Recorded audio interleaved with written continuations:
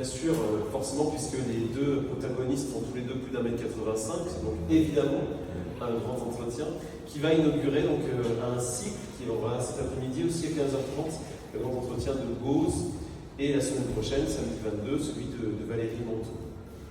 L'idée est de pouvoir revenir sur l'ensemble d'une œuvre, sur différentes thématiques que le modérateur et l'auteur ont construit, et puis bien sûr d'avoir un échange avec vous ensuite.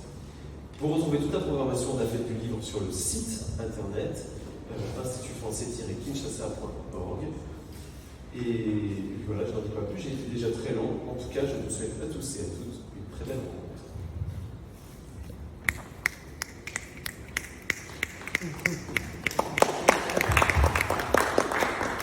Merci beaucoup pour le pouvoir. Aussi, je vais bientôt le céder à notre invité, Gabriel Okunji. Moi, c'est un talent d'identitude, je suis écrivain, mais sur le coup, je suis modérateur. Encore que je ne sais pas si j'ai besoin de modérer un aîné. Dans notre culture, je ne sais pas si c'est au cas de figure existe, un jeune doit modérer un aîné. Mais sinon, Gabriel Okunji, bonjour. Bonjour. Vous êtes poète, psychologue clinicien, mais c'est surtout en tant que poète qu'on vous reçoit. Je ne sais pas, sauf si on m'a fait une surprise et que c'est une consultation en direct qui va avoir lieu ici. Vous êtes donc poète et vous êtes un poète de dimension, on va dire, mondiale, multiprimé. Vous êtes, je crois, l'un des deux seuls poètes à avoir reçu le grand prix de l'Afrique noire. Non, on est trois. Ah, vous êtes trois, oui. Il y a trois poètes africains qui ont reçu le grand prix littéraire d'Afrique noire. Il y a le Burkinabé Frédéric Papélé, et le roi Saint-Laurent. Donc, exactement. On va dire, si on va faire un parallèle avec le football, c'est comme un gardien qui gagne le ballon d'or. C'est pas très fréquent que les poètes soient reconnus, c'est qui illustre la grandeur de votre travail. C'est donc un plaisir de vous recevoir et un honneur de vous recevoir aujourd'hui à la fête du livre. Vous êtes né en 62 au Congo-Brazzaville et vous vivez en France. Alors, est-ce qu'il y a autre chose qu'il faut savoir de vous? On ne définit jamais ce qu'on est, c'est d'abord les autres qui font de nous notre identité. Quand on est, on dit je m'appelle, vous vous appelez, non, on ne s'appelle pas, c'est d'abord un être, un parent qui prend la liberté, qui se condamne à sa propre liberté de nommer ce corps. Et moi, c'est d'autres qui m'ont nommé. Et des choses à savoir de moi, c'est peut-être toi qui vas me les révéler, mon cher frère. Bien sûr, j'espère qu'on va, je sais qu'on va en découvrir beaucoup plus sur vous, peut-être des choses qui ne sont pas nécessairement inscrites sur les biographies officielles. Par exemple, j'ai été surpris d'apprendre que vous avez une expérience dans la pêche. Enfant. Oui, c'est pas le plus important. Je commencerai d'abord pour vous dire que quand on présente quelqu'un comme ça, comme poète, succédant Saint-Maur, succédant, bon, ça fait pompe. Et l'être humain au quotidien n'est pas ce psychologue, comme tu l'as défini, bien qu'existant le type de psychologue, mais pas le poète. Je pense que ça n'existe pas. J'ai toujours dit, vous restez des apportés poètes. Nous sommes, la poésie c'est la vie, la poésie c'est la part de l'émerveillement, aucun humain ne peut définir la vie. Ouvrir la parole, c'est d'abord le plaisir d'être là. Je suis vraiment heureux d'être là, c'est la première fois qu'Étienne, c'est de toi qu'on parle, Étienne. Voilà, et on parle de lui, il s'enfuit. Comme frère, c'est là. Merci comme frère, tu comprends.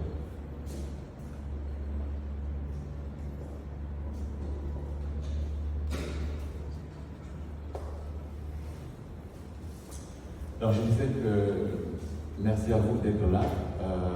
C'est la première fois que je prends la parole ici à Kinshasa.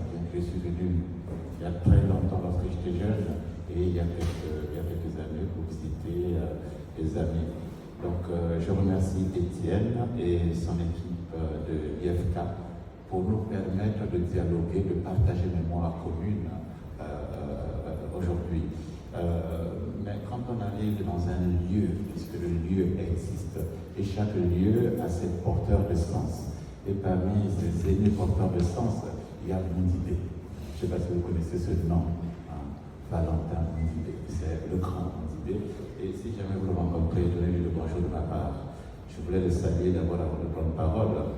Et vous dire aussi que ce que mon jeune présentateur, voilà, tu es condamné à ton métier de présenter, dit de moi, bien sûr, c'est un reflet. Mais autant vous avouer de suite mon incompétence, je suis de ces hommes qui ne savent pas compter jusqu'à 1. Étant homme qui ne sait pas compter jusqu'à 1, j'ai besoin de vous. Donc je suis, malgré mon grand âge, malgré les chemins parcourus, j'apprends encore au quotidien et je suis venu pour que nous partagions ensemble comment essayer d'apprendre encore la parole qui mène à l'homme, c'est-à-dire au cœur de l'homme. Ce qui fait l'homme, c'est d'abord son cœur, et ce qui fait le corps de l'homme, c'est l'émotion. Donc je suis venu pour qu'on apprenne encore à essayer d'approcher l'homme et aidez-moi, aidons-nous à essayer aujourd'hui de partager nos paroles de part et d'autre pour que je puisse repartir là où je vis un peu plus riche. Merci beaucoup. Je voudrais commencer par une lecture surprise. Avec un peu d'anxiété, vous allez m'accorder 3 minutes. Oh, que j'aimerais par certains jours visiter l'invisible et comprendre les signes de l'infini. C'est de l'étoile que naissent toutes les légendes. La légende de la lumière dans le ciel noir. La nuit érige la nuit où les ténèbres n'ont plus rien à craindre. Le vent du soir se lève toujours le soir. La nuit enfante la nuit. Les ténèbres naissent des ténèbres. Le petit jour s'exile au sein de sa propre lumière. La mémoire fouille dans la fontaine un rayon de soleil. Si ton itinéraire te désavoue, accepte de tomber sans précaution. La chute est humaine, ne pleure pas. Elle est témoin de la traversée des sentiers. Ne pleure pas, l'expérience est au prix de la marche éternelle. Ici ou ailleurs, la marche est une danse sur les chemins de notre parcours.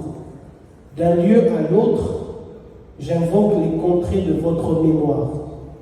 Je marche, je chemine, le temps m'accueille, l'ailleurs m'interroge. Au bout du chemin, il y a l'homme, et avec lui l'énigme de l'homme. Une parole sans détour ne se détourne pas. Qui n'a pas entendu la parole ne connaît pas la parole. Tu es un homme, tu t'appelles Mamonomé, Eda. Qui ne parle pas à parler, nommez le silence. La chose au monde la plus compliquée est le visage d'un homme qui ne parle pas. Gens de la parole, oh, répondez. Si votre présence a ma parole pour témoin, le silence se fera vérité du silence, tel un lac où se repose une île. J'exige de toi le silence d'un margot ou d'un lac ou d'une larme. Et que reste-t-il? Le silence qui s'éloigne n'a pas de secret. Et que reste-t-il? L'énergie visible et magnanime d'un cœur de femme noire. Ni flamme lunaire, ni du chant bantou, ni courbure d'une soif dans l'intervalle du néant. Dites-moi quel ciel, quelle divinité honorez-vous de vos grondements polyglottes sans héritier. Songe parmi les songes, butin dérisoire d'une existence, labyrinthe d'un parcours à l'envers de la providence. Car mon nom, le nom de ma patrie, et celui d'une langue nocturne, né de murmures noirs que courtise le bleu du ciel. Attention, le nègre est devenu de plus en plus fort, aussi fort que le diable. Il est minuit de cadence et de folie. Merci pour votre ténacité, mes frères. La moisson de votre danse est sans défaut. Tu n'as qu'une histoire. Ton histoire est incommensurable. Et n'oublie pas, la parole est ta mémoire. Le silence est ton enclos. L'homme doit mourir pour qu'il mûrisse. Si je tombe, je tomberai debout. Ma parole au devant de moi. La chute reconnaît le testament. La graine de l'arbre secouée par les vents périt de peur de périr. Et quand viendra ma nuit nocturne à l'heure de mon jour, inutile d'interroger l'énigme, elle a déjà sa réponse. Le chant bien chanté et graine sémée qui sauve de l'oubli.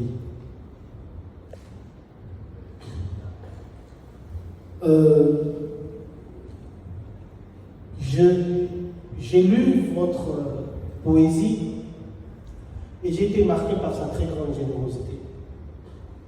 C'est ainsi que j'ai eu envie, non pas de prendre un texte en particulier pour vous présenter, mais en fait de jouer au marronneur et de prendre un vers par-ci, par-là, de les réunir dans un chant. Parce que pour le public qui n'a pas lu Gabriel Okoundji, ce texte, c'est des vers de différents textes que j'ai réunis et qui, presque par miracle, contient quand même une parole qui a un sens. Et cette générosité est particulièrement caractéristique de votre œuvre, mais également beaucoup d'humilité. Une très grande humilité, on va y revenir, mais c'est assez difficile à la fois, malgré une apparence de simplicité, de cerner votre parole. Parce que chaque phrase est très forte. J'ai eu l'impression que chaque phrase était un poème en lui-même. Et cette force semble tirer sa puissance du lien très fort avec les forces de la nature.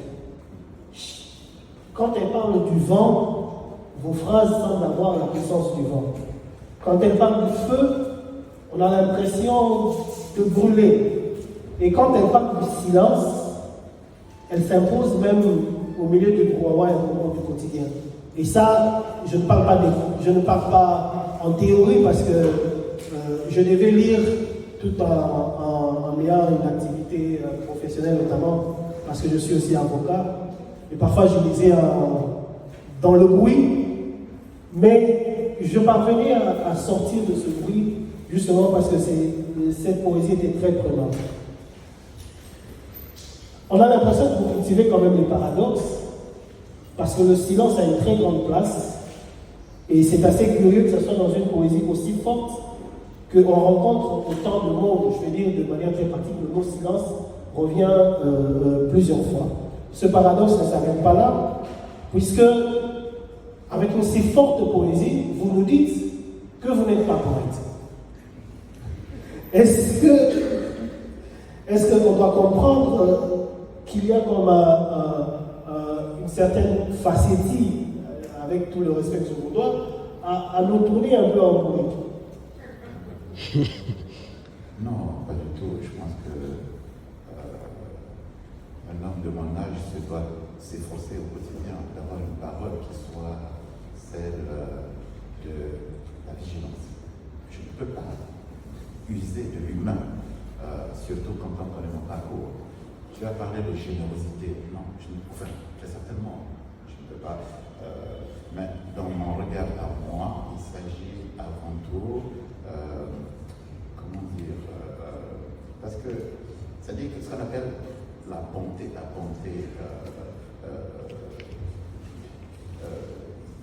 l'humain n'est que cela, et la bonté aimante. Pour parler de l'humain, il faut d'abord, mais c'est parce que tout simplement cette bonté qui me permet justement d'approcher le regard de l'homme, l'émotion de l'homme. J'ai commencé par dire tout à l'heure que l'outil premier de l'humain, de l'homme, c'est son cœur.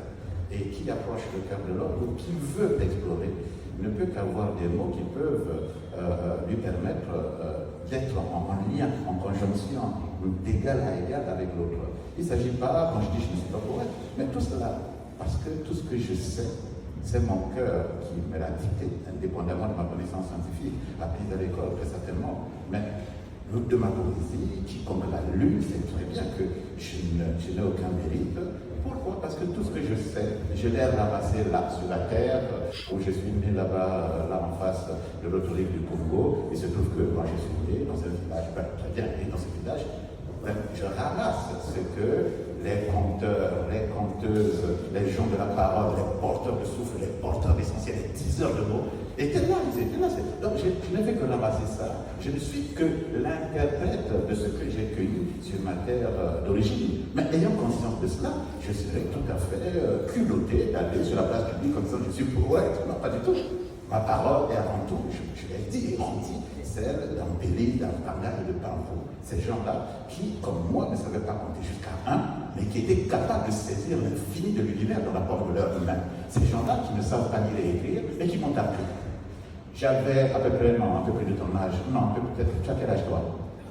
40 ans, oui, 40 ans. Je sortais de l'université de Bordeaux, à l'époque où je croyais que l'apprentissage, l'IVEST, le cycle scolaire qui me donne le diplôme, était le pouvoir cardinal. Et là, je reviens là-bas sur ma terre à Evo, venant de Bordeaux, et Dieu sait le crédit qu'on accorde aux intellectuels, et qui plus est, qui évolue à l'Occident. Je suis là, c'est donc je suis moi-même. Donc il y avait un de mes hôtels qui m'accompagnait. J'arrive sur la place d'Evo. Evo, c'est l'une des villes. Moiné, ça veut dire chef coutumier. Oui, voilà. Je l'ai été de mon père. Alors, donc, en tant que chef coutumier, je me devais d'être accompagné par les obédients, qui sont mes proches conseillers dans ces fonctions qui sont les miennes, et j'essaie d'exercer bon an, mal an. Et j'arrive sur la place d'Evo, on était là, mais c'était des visages beaucoup plus jeunes, les élèves étaient là. Et je leur dis, écoutez, mes chers enfants, mes chers cadets, voilà, je viens d'Occident, je suis actuellement en cours d'études, j'ai commencé la médecine, je suis en psychologie, etc. Voilà, efforcez-vous, je suis ce pote-là, comme on dit dans nos langues, cette boue, ce ladadou, cette poussière. J'ai grandi là, on a tous là, avec vos visages. Voilà, c'était ça. Mais j'ai eu une chance inouïe, parce que venant du village, les conditions, parce qu'aucun humain ne peut avancer sans l'autre, sans la main de l'autre. Il y a eu des mains qui m'ont été tendues par des moments d'éclaircie, par des moments de lumière, et j'ai saisi ces mains qui m'ont encore élevé par des autres. Je suis arrivé là. Et je sors cette phrase malheureuse, et qui m'habitera toute ma vie. Je leur dis, écoutez, soyez obstinés, tous les chemins mènent à Rome. Alors, les élèves m'applaudissent, tout cela, parce que tous les chemins mènent à Rome, tout le monde le sait.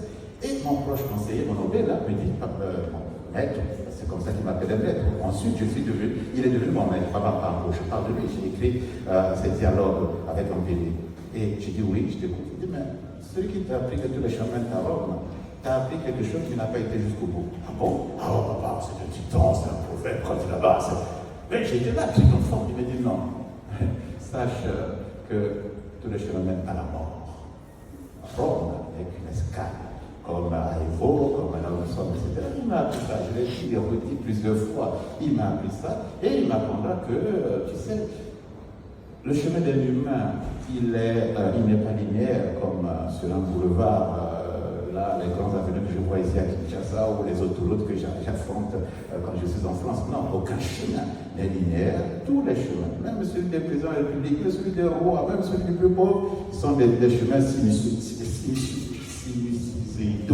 Peut-être aucun chemin, donc il y a cette similitude. Voilà. Donc de ces chemins-là, ça va, ça revient, ça, et on fait des croisements. Croisement, c'est le lieu de la mémoire avec des gens qui deviennent des amis, qui deviennent des collègues, qui deviennent, et de cette mémoire, elle nous permet d'être hommes. Et ce chemin-là, quoi qu'il en soit, nous naissons seuls et nous mourrons seuls. Mais on est toujours accompagnés. Et il me dira, ben oui, le plus important, c'est d'avoir noué ce nœud de la mémoire. Le plus important, mais pour nouer un nœud de la mémoire, il faut savoir que ce que tu sais, il faut désapprendre ce que tu sais. Dans la rencontre quand tu es avec l'autre, dis-lui, bon voilà, je ne sais pas, apprends-moi encore, et c'est comme ça qu'on peut mettre encore un pas de plus dans le cheminement. Quoi qu'il en soit, un jour tu mourras. puisque tout le chemin est à la mort. Mais la mort, c'est quitter, bon, ça c'est nos, pour des visages pâles qui sont là, pardonnez-moi. Alors, dans la philosophie contour qui est la nôtre, nous naissons des ancêtres, du monde invisible des ancêtres. Nous arrivons sur ce monde-ci qui est ce monde visible et qui n'est qu'un petit intervalle dans notre vie avant de partir au monde des ancêtres. Donc, monde des ancêtres, monde qui est le monde invisible, monde visible et monde invisible des ancêtres, où cette fois on devient ancêtre de ceux qui viendront après nous. Mais cela est normal. Il faut accepter que nous naissons pour rejoindre les ancêtres. On a appris ça, je crois. Et qu'une fois rejoint le monde des ancêtres, cette mort-là, on doit l'assumer. Mais ce qui est injuste, ce qui est difficile, ce qu'il faut combattre, c'est la seconde mort, puisque nous mourons deux fois. La première mort, c'est ce corps qui va retrouver sa poussière. Et la seconde mort, qui est le fait qu'effectivement, plus personne sur Terre ne pourra plus savoir ton nom, ton visage, les récits de ta vie, etc. C'est ça la chose qu'il faut sauvegarder de l'humain. Voilà pourquoi je dis j'invoque Papa pour enterrer tous ces gens qui ont disparu. Voilà, quand quelqu'un t'apprend ça, j'ai dit papa, maintenant c'est toi mon maître, je deviens ton élève et j'ai quitté mon savoir scientifique pour apprendre auprès de lui. Mais que puis-je aller dire aux autres, aux Canadiens, où je vais, aux Colombiens, où je vais dire, ou aux Français, là où je vis au quotidien avec eux. C'est de dire, voilà, j'ai ramassé ça. Je ne suis que le porteur, comme mon porteur. Effectivement, que le basto. il y a vous apportez une très L'entendement du quotidien, oui, les sages, parce qu'il a sorti, la sagesse n'existe pas. Parce qu'un homme, quel que soit son âge, quelle que soit son expérience, peut commettre un geste qui étonnera tout le monde. Ce qui existe cependant, et qu'on doit s'efforcer, c'est d'avoir la vigilance au quotidien, d'être au monde. Et c'est de cette vigilance-là qui nous permet de nous éloigner de la passion, de la provocation fortuite, de l'invective, de l'insulte. Et c'est cela qui permet, c'est cette pondération nécessaire qu'on doit avoir. Mais la sagesse en soi, de manière intrinsèque, n'existe pas. Voilà. Personnellement, moi, j'ai été frappé par cette phrase, presque comme un coup de poing, tous les chemins mènent à la mort. Rome n'est qu'une escale, il n'y a que le cri que la terre n'avale. C'est ça. J'étais absolument frappé par cette phrase et par les autres que j'ai rassemblés dans ce texte. Il y a donc ces deux personnages que vous reconnaissez avoir rencontrés sur votre chemin et qui vous ont transmis le souffle que vous portez vous-même aujourd'hui. Et vous dites bien que ce souffle, c'est une sagesse pour le coup qui réside dans chaque peuple. Bien évidemment, Tous les peuples. mais tous les peuples sont porteurs du germe de ce qui peut faire de l'homme un homme. Tous les peuples, quand j'habite dans le sud de la France, je rencontre des Basques, j'ai été traduit en basque, je rencontre des Occitans, j'ai été traduit en occitan, on partage avec eux. Certains me parlent de certains pays, on les trouve ici, qu'on soit dans le Chana, ou ici à Kim, ou n'importe où. Oui, bien sûr. Alors effectivement, Ce sont des axiomes. vous me prenez mes mots. Vous avez été traduit effectivement en basque et en occitan, qui sont deux langues régionales françaises. Est-ce que ça, ce n'est pas justement la preuve absolue de cette universalité de la parole, justement? Oui, c'est ça. L'homme est à l'image de l'arbre, et l'arbre qui désire vivre, se doit être pauvre à toutes les scènes de l'univers. Quand je suis avec les Basques, je prends. Quand je suis, j'arrive sur la place de qui? Voilà, la porosité, c'est ce qui nous permet de pouvoir composer avec tout ce qui arrive. L'univers est infini de richesse. Il suffit de se sentir pauvre, d'avouer sa faiblesse d'être au monde, d'avouer que l'équilibre, l'équilibre n'est pas là où on croit. Et l'équilibre, on ne l'atteint jamais parce que c'est une asymptote. Chaque fois qu'on arrive à l'équilibre, il faut encore s'efforcer derrière la montagne, il y a une autre montagne. Voilà pourquoi je reste là au pied de la montagne pour attendre auprès de toi, auprès des jeunes que j'ai rencontrés, auprès de ceux qui me disent, par exemple, qui nous appellent. Je dis oui, je vous apprendrai le petit chemin que j'ai eu, mais de toute façon, vous m'apprendrez aussi. Parce que le pied gauche marche toujours à gauche, le pied droit à droite, et chacun de nous a son chemin qui est le sien. Justement, va dire, vous n'êtes pas poète, mais vous êtes porteur de souffle, porteur de parole, passeur de parole. Mais vous, on va dire, celui qui est sur le chemin pour être poète, vous donnez son rôle. Vous dites que le poète n'indique pas le chemin. En revanche, il est, je crois, capable de faire signe, de nommer le signe qui aide à saisir l'indicible et l'impalpable, de percevoir le chemin qui conduit à la découverte de ce que l'histoire humaine risquerait de perdre un jour, faute de clairvoyance. Le poète ne propose pas de modèle d'une pensée toute faite.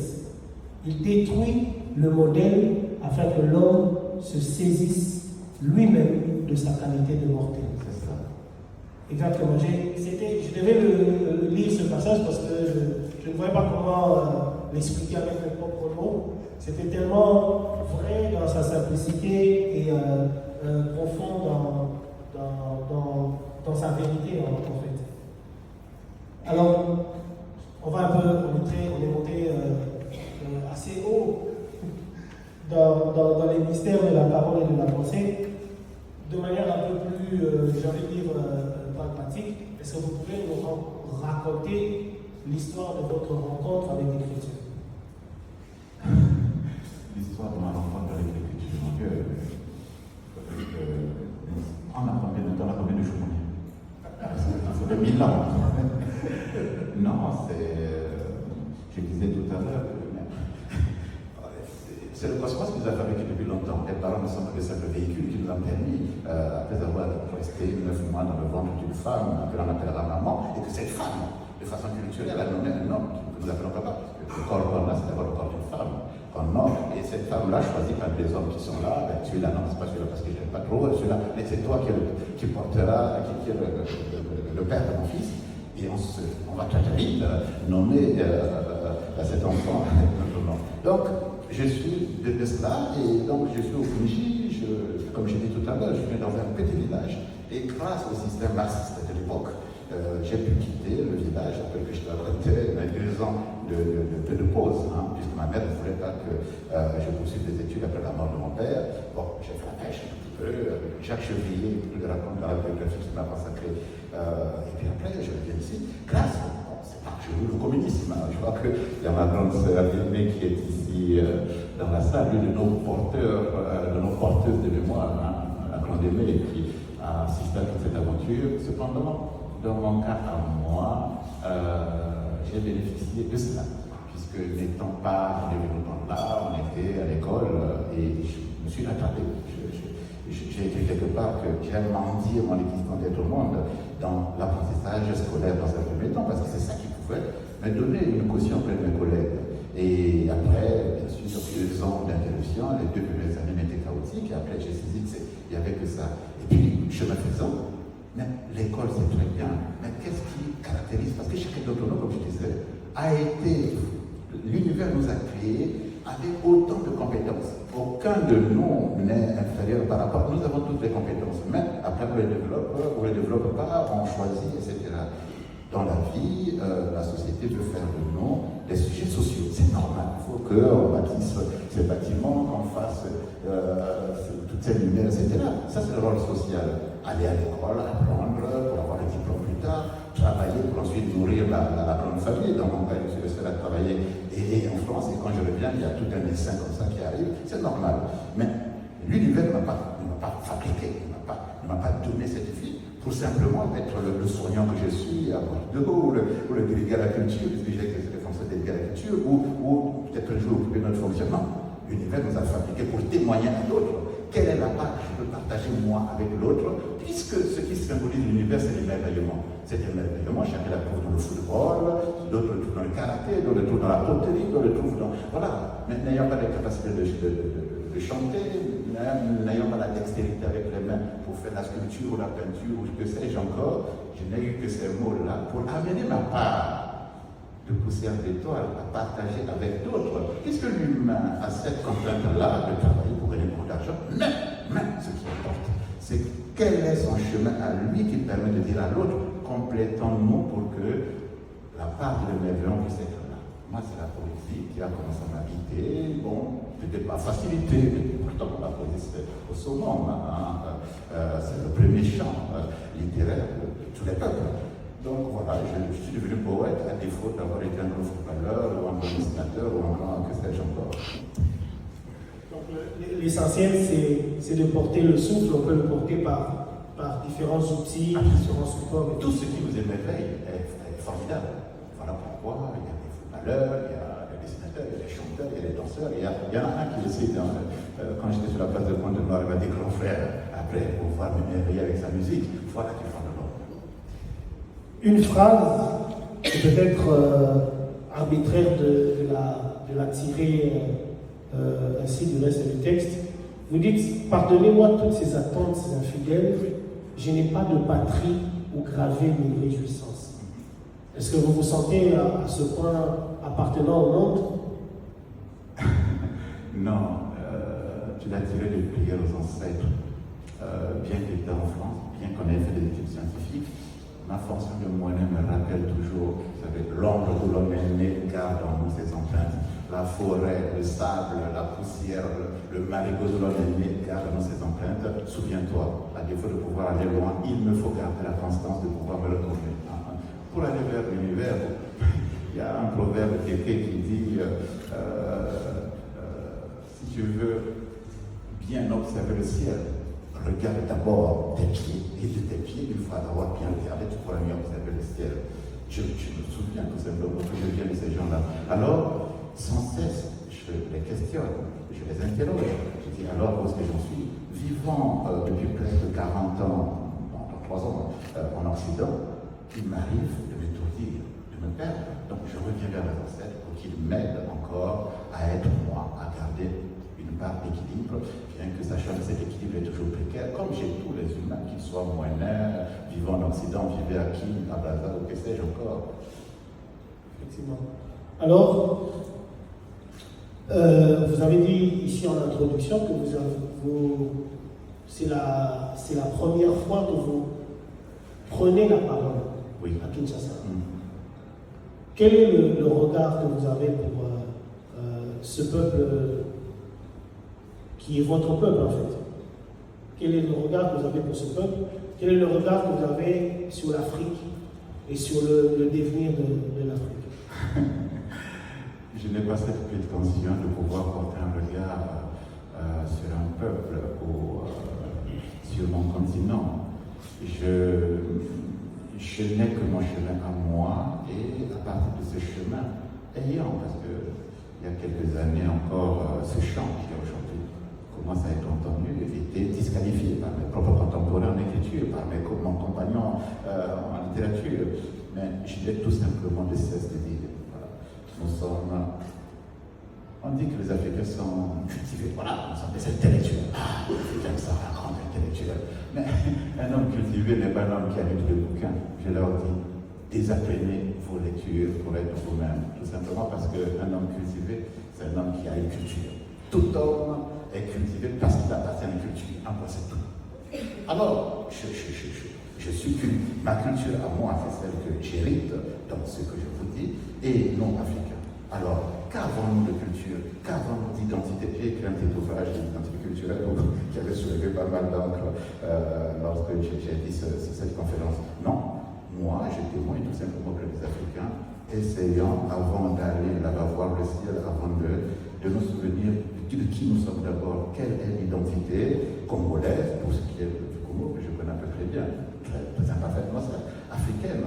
Parce que j'ai le sentiment à moi, ma plainte à moi, c'est que nous, intellectuels, souffrons de ce que j'appelle les saignements de la mémoire. C'est-à-dire que la mémoire empruntée a pris le pas sur la mémoire originelle.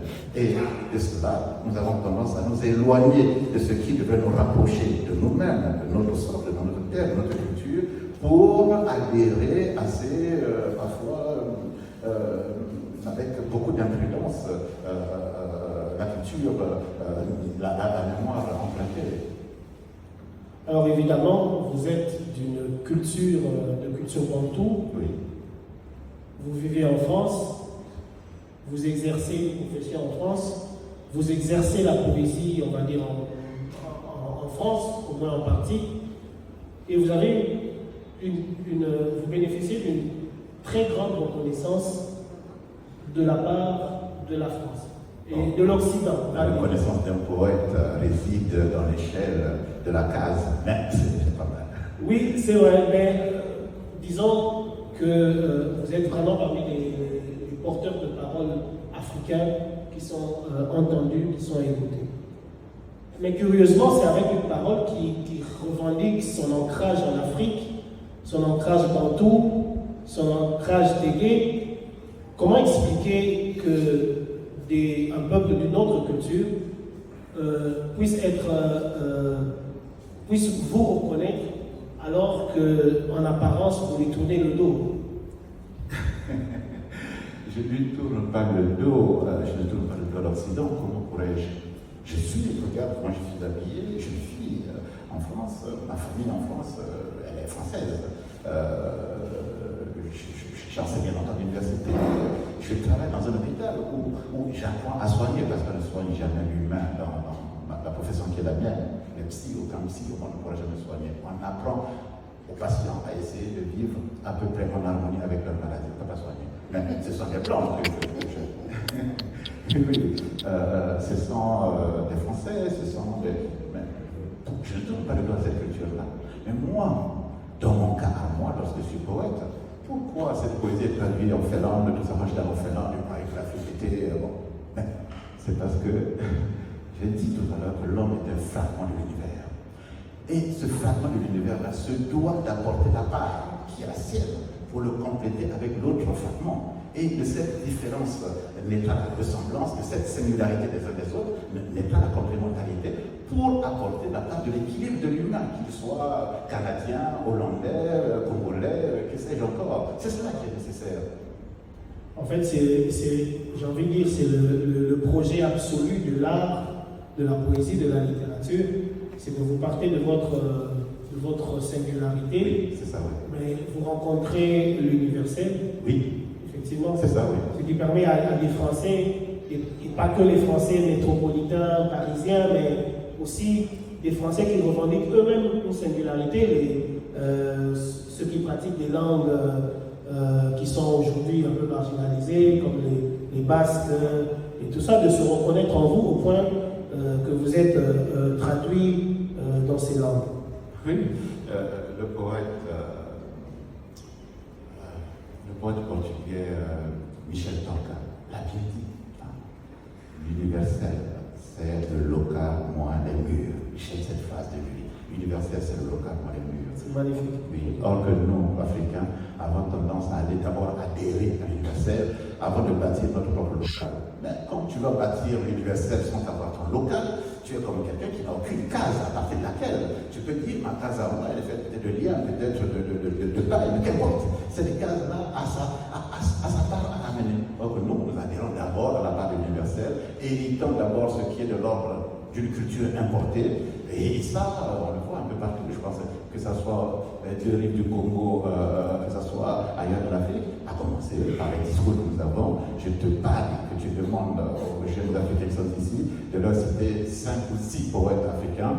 Ils ont peut-être un peu de mal, mais si je leur dis citez-moi 6 poètes français, mais ils n'ont aucune difficulté à les citer. Non pas que je condamne qu'ils connaissent ces poètes-là, mais dis, mais d'abord la part locale qui permettra à eux. Mais bon, pour cela, il y a plusieurs facteurs, il y a plusieurs raisons. Nos politiques n'ont jamais eu intérêt à ce que nous produisons, ce que leurs propres artistes, ce que leurs propres écrivains produisent, puissent germer et faire connaître, parce que peut-être parce que les politiques nous prennent du temps, qui préfèrent maintenir nos enfants dans l'obscurité alors qu'ils ont soif de découvrir ce que nous écrivons.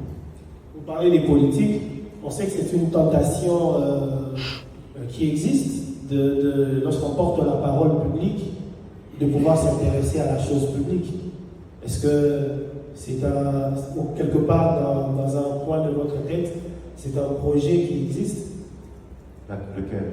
De vous intéresser à la chose publique? Non, participer? Pas du tout. Pas du tout. Il y a eu un débat d'ailleurs, un débat, je dirais, départemental, où certains compagnons en écriture ont dit que voilà, j'appartenais à tel ou tel bord politique, que j'étais l'écrivain public de tel gouvernement, etc. Non, je n'ai jamais eu. Mais je suis incompétent autant que l'aide à la chose politique. Je suis un simple diseur de ce que j'ai entendu. Pourquoi aurais-je une vertu politique? Vous savez, les politiciens, ce sont des gens de plus. Il y en a peut-être quelques-uns. Grande sœur, tu as été ministre, c'est pas de toi que je parle. Mais en général, le politique naît. Avant tout, c'est la première bachelière de Congo. Avant tout, une intellectuelle avant d'être politique. Non, je ne. En fait, c'est pas de moi, c'est une romancière française qui avait mis ça dans son roman, L'élégance du hérisson. C'est une gamine qui prend la parole qui dit quand on sait faire les choses, on les fait. Quand on fait sculpter, on sculpte. Quand on sait faire dessiner, on dessine. Le poète, il n'a que ça, il a des mots. Le poète est celui qui a appris à parler, qui parle sans avoir appris à parler. Non, mais il indique, mais il ne cherche pas d'explication, comme tu l'as dit tout à l'heure. Le poète n'est pas celui qui dit voilà comment faire les choses. Non, il montre juste le chemin. Il sait qu'il parle la parole qui parle à l'autre. Il n'a qu'une de vouloir expliquer, sujet, verbe, complément, etc. C'est à celui qui a entendu la parole d'accompagner par son propre chemin ce que le poète a bâti. Je suis ça. Et un poète, un sculpteur, un artiste, un footballeur, quand on sait faire les choses, on les fait. Quand on ne sait pas les faire, on les enseigne. Non. Et quand on ne sait pas les enseigner, on fait de la politique.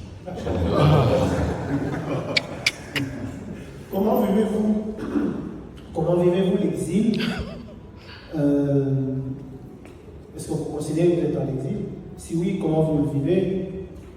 Sinon, comment vous vivez le fait d'être partagé entre votre présence physique, on va dire majoritaire en France, et le fait que vous avez un morceau de vous qui est en permanence au Congo? Alors, je ne sais pas si je suis en situation d'exil, je l'ignore, peut-être. Mais ce dont je sais, c'est que. Mais c'est un mot qui revient quand même. Hein? À l'époque, je l'utilisais, mais en vieillissant, j'ai commencé à douter de ce mot. Douter, c'est déjà une bonne chose, parce que douter, c'est d'apprendre à faire un pas de plus.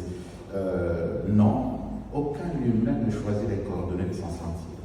C'est la destinée, ce sont les ancêtres, c'est le destin, Dieu, qu'importe, qui nous conduisent là. Nous pouvons peut-être essayer de le baliser, mais voilà. La destinée m'a amené là, sur la terre girondine. La Gironde m'a reconnu aujourd'hui comme étant un enfant. Vous êtes citoyen d'honneur de la ville de Bordeaux? Oui, mais bon, ça, oui, bien sûr. Mais ça m'en tu vois, je suis là avec la simplicité d'être au monde. Cela ne m'emmène pas grand-chose. Mais en fait, oui, c'est l'honneur de la ville de Bordeaux. Non, mais c'est assez, je vais dire, ça enseigne justement le propos que vous donnez ici, oui. Que cet enfant dégué, fut-il éloigné, oui. très coutumier, Oui. par ses chemins qu'il arrive en France. Et justement, ce pourquoi vous êtes allé en France, c'est pas pour faire de la poésie, c'est pour étudier la médecine et tout ça. Mais en fait, vous êtes reconnu surtout pour votre parole et votre parole d'enfant africain. D'un fils de la terre. D'un fils de la terre. Et donc, ça illustre vraiment ce que vous dites. C'est-à-dire qu'il faut se reconnaître soi pour être reconnu par les autres. Bien sûr, bien sûr. Il faut d'abord se dire, voilà qui je suis. Et moi, il m'arrive aussi, il ne faut pas croire, comme je l'ai dit tout à l'heure, pour te le dire. Et quand je reviens, parfois je me parle un tout petit peu, et en me disant, non, la simplicité d'être au monde, garde en toi l'innocence d'être au monde. Et c'est de cette innocence que j'essaie au jour le jour d'apprendre peut-être le qualifie de naïveté, non, pas du tout, la grandeur de l'homme est dans cette facilité. Et quand je reviens sur la terre de Brazzaville, au Pointe-Noire, je le vois ma grande sœur qui est là, je vois les jeunes et moi ensemble, quand je suis à Evo, je marche pieds nus, donc ils me réapprennent sans cesse cela. Et le jour où je ne serai plus moi-même, parce que qui oublie sa source n'a plus rien à apporter à sa vie et au reste du monde. Alors que l'univers attend de nous, le monde attend de nous, qu'on puisse témoigner d'une parole qui est la nôtre. La cohérence de votre parole et de votre vie vous a conduit justement à ce travail magnifique de réunir dans un ouvrage une poésie venue des quatre coins du monde. Oui. C'est une anthologie, on retrouve des auteurs japonais, canadiens, réunionnais, américains, mauriciens, européens, chypriotes, des Antilles, du Maghreb et d'Afrique noire. Oui. Comment est né ce projet? Ce projet, la commande qui m'avait été faite, c'est de composer une anthologie qui parlerait des voix africaines. Voilà, je ne sais plus comment s'appelle ce livre, Terre d'Afrique. Voilà. Moi, je prends Terre d'Afrique, mais je me suis retrouvé là. Les Maliens disent que l'homme est infini, il est à l'échelle de l'océan. C'est un proverbe malien. Et que la terre de l'homme n'est pas cette terre qu'il voit. La terre que l'on voit, c'est celle qui permet de se passer.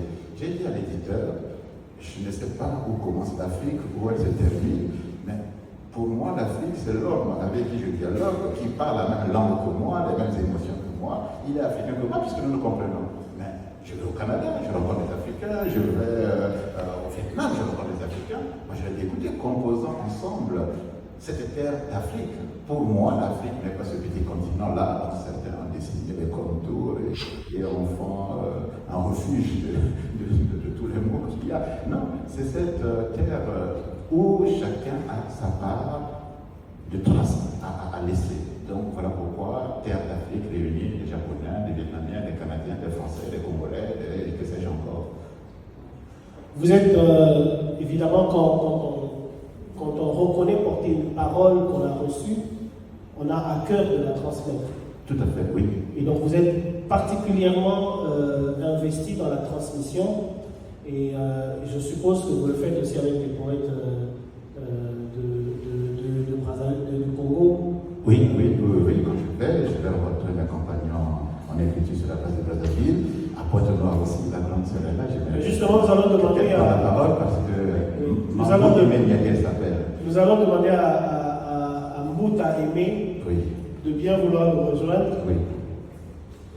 Et parce qu'elle m'a accompagné dans l'anthologie que j'ai faite écrire à Pointe-Noire, mais je le fais non pas parce que, non, je l'ai dit, la transmission.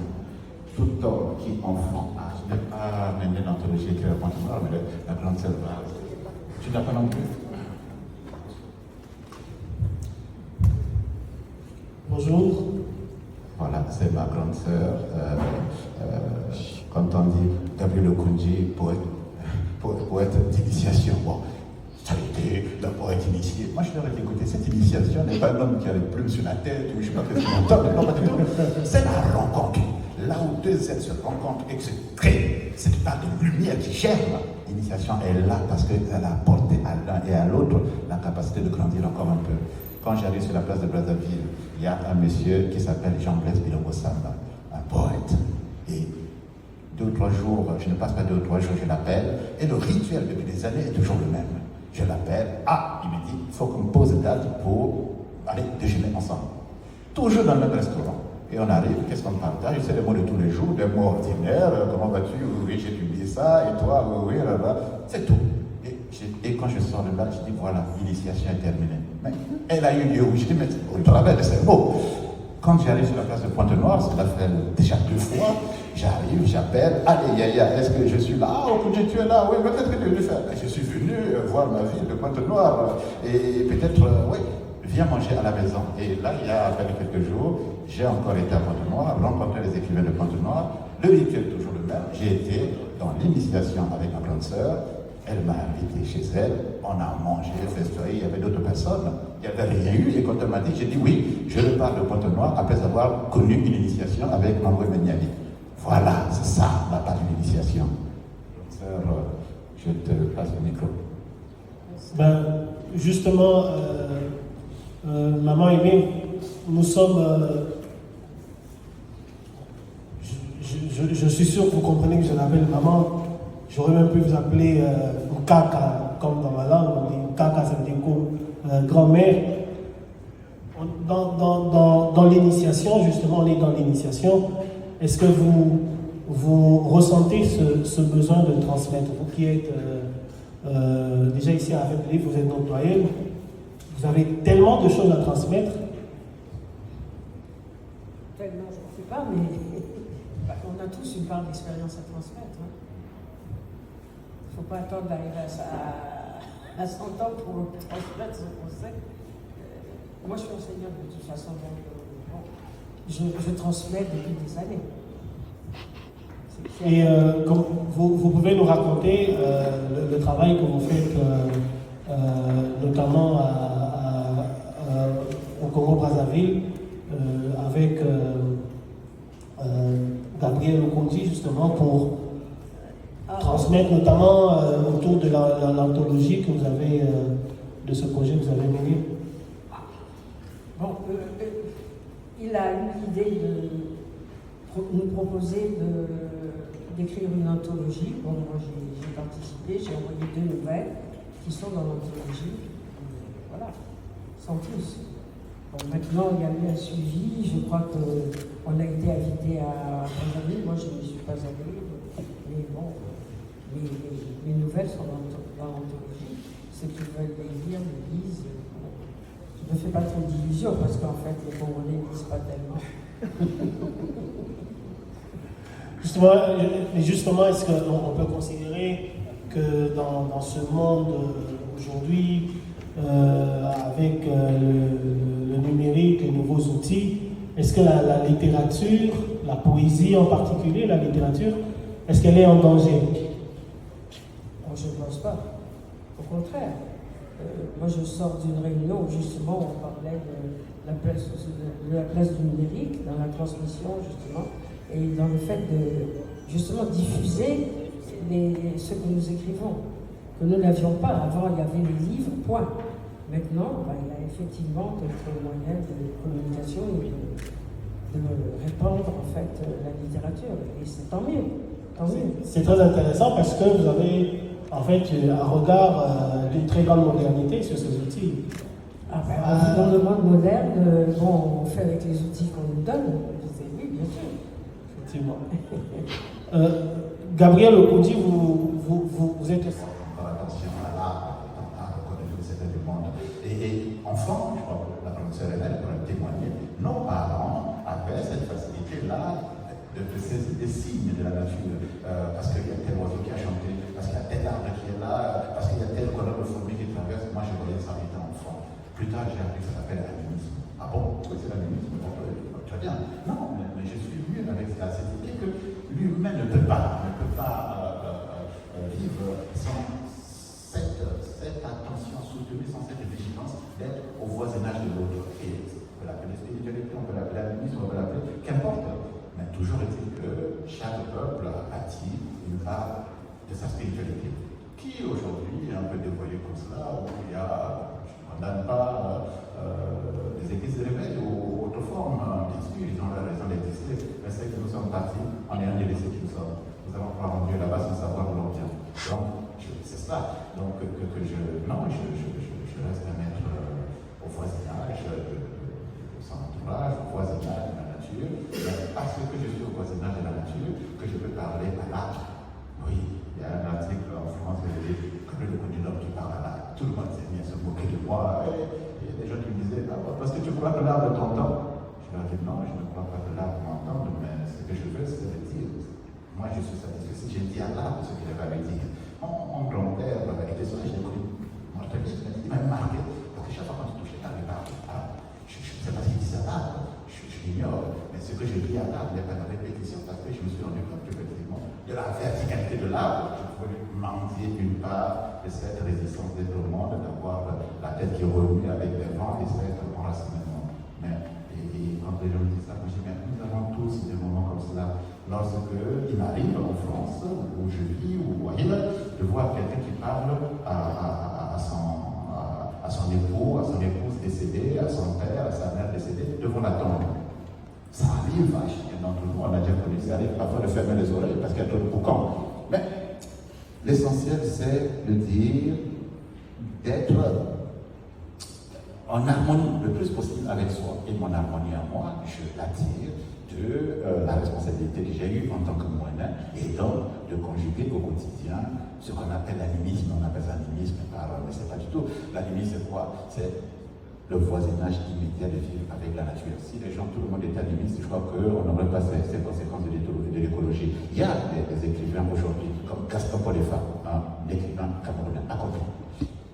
qui, lors de notre rencontre, a produit ensuite, il y a 8 ans qu'on s'était vus et on a échangé. Il a écrit 2 bouquins. Un, Le Dieu perdu dans l'herbe, où il a avoué son animisme. Il me cite dans cet ouvrage-là. Il y a, enfin, je ne pourrais pas tout citer comme cela. Vous avez ici un grand monsieur, Toussaint Tavarel-Mourla, qui est un prêtre jésuite. On se retrouve en France. À l'époque, je chroniquais dans un hebdomadaire français qui s'appelle La Vie, qui est chrétien. On m'avait donné une carte blanche à faire des post-scriptum. Je parlais des ancêtres, je parlais de... Et de cette rencontre-là, j'ai dit oui, Toussaint, bon, cadet, parce qu'il est plus jeune que moi, tu as Dieu. Y a-t-il vraiment une séparation nette? Et de nos échanges, etc., il m'a donné Dieu, je lui ai donné les ancêtres. Et aujourd'hui, Toussaint Tavarel-Mourla, tout prêtre jésuite qu'il est, il vit entre Nairobi et Kinshasa. Il dit voilà, j'ai mes ancêtres et j'ai mon Dieu, ce qui est une bonne chose. Véronique Tadjo, dans son dernier roman, son avant-dernier roman, Terre des Hommes, voilà, donc c'est cela, c'est partager, c'est de pas être au monde, qu'on va appeler spiritualité, qu'on va appeler, je ne sais pas par quel nom. Merci beaucoup, on ne va pas garder la parole pour nous. Oui. J'aimerais que l'on parle de l'ordre des femmes, l'expérience qu'il y a eu à travers la mise en scène de ces jeunes qui est là-bas. C'est à lui d'en parler, moi je Oui, mais... c'est pas moi qui l'ai mis en tête. Alors, comment as-tu vécu, parce que Jean, comment as-tu vécu de ton regard à toi cette mise en scène? Parce que l'ordre des femmes, c'est l'ouvrage que voici, qui a été mis en scène il y a quelques mois, c'est ça? Oui, qui a été joué là-bas au Congo. Je ne sais pas si un jour ça t'arrêtera ici. C'est une bonne mise en scène, hein, je crois que... Et ça permet de vulgariser le livre, parce que comme les gens vont plus facilement au spectacle qu'ils ne lisent le livre, bon, ça permet donc de faire connaître le livre, et ceux qui ont envie de lire, bon, pourront le lire. J'espère que ça va attirer beaucoup de lecteurs. Merci. On reste toujours dans la transmission, effectivement. Alors, dans le public, on va prendre... On ne peut pas achever la totalité de la parole. Toute parole proférait toujours une avant-parole à finir et qu'on n'arrive jamais. Mais de tout ce qu'on a dit, voilà, j'ai été heureux de partager avec vous. Il n'y a pas eu beaucoup de questions. J'aurais voulu qu'on échange de part et d'autre. Mais de tout cela, si vous avez quelque chose à retenir, c'est soyez fous, tout simplement. Soyez fous. N'ignorez pas d'où vous venez, parce que dès qu'on ignore d'où l'on vient, on a beau avoir tous les trésors du monde, on ne pourra pas être en conformité avec soi-même. Donc, soyez fous. C'est tout. Moi, j'ai dit ça aux jeunes, voilà, qu'est-ce que j'ai à vous dire? Non, je n'ai rien à apprendre à quelqu'un, parce que chacun d'entre nous connaît la danse de sa vie, connaît le rythme de sa vie. Quiconque au monde ne peut danser à la place de l'autre. C'est impossible. On ne peut pas dire j'ai dansé à sa place. Non, c'est impossible.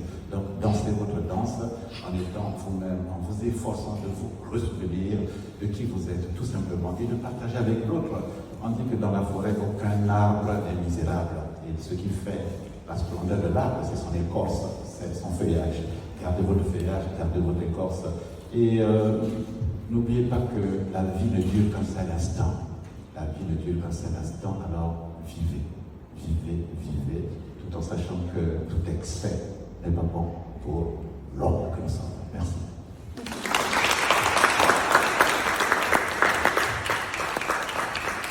Merci beaucoup. Merci Étienne, merci à la fête du livre. Voilà, nous en avons fini avec cet entretien.